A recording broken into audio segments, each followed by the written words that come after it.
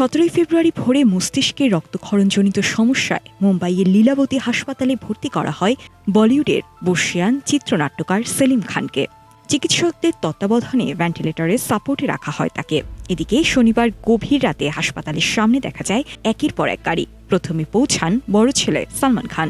বাবার খোঁজ নিতে হাসপাতালে প্রবেশ করেন তিনি। কিছুক্ষণ পর সেখানে পৌঁছান শাহরুখ খান। প্রায় 1 ঘণ্টা ভেতরে থাকার পর হাসপাতাল ত্যাগ করেন কিং খান। সম্প্রতি ভাইরাল হয়েছে শাহরুখ খানের একটি পুরনো সাক্ষাৎকার।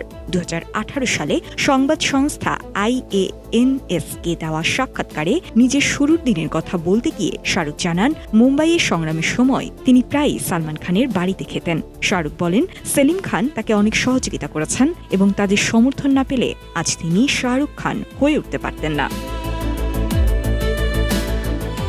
হাসপাতালে আরও দেখা গেছে সেলিম খানের পরিবারের সদস্যদের। উপস্থিত ছিলেন তার আরেক পুত্র আরবাজ খানের সাবেক স্ত্রী মালাইকা আরোরা, ছেলে মেয়ে, পুত্রবধূ, জামাই সহ পুরো খান পরিবার নিয়মিত হাসপাতালে গিয়ে তার পাশে থেকেছেন।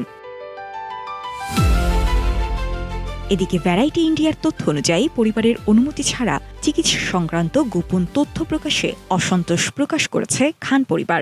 ভবিষ্যতে এমন ঘটনা না ঘটার আহ্বানও জানানো হয়েছে। পরিবার সূত্রে জানা গেছে তার শারীরিক অবস্থা নিবিড়ভাবে পর্যবেক্ষণ করা হচ্ছে। বলিউডের অন্দরে চলছে তার দ্রুত আরোগ্য কামনা। এই বর্ষিয়ান নির্মাতা দ্রুত সুস্থতা কামনা করেছেন তার ভক্ত অনুরাগীরাও।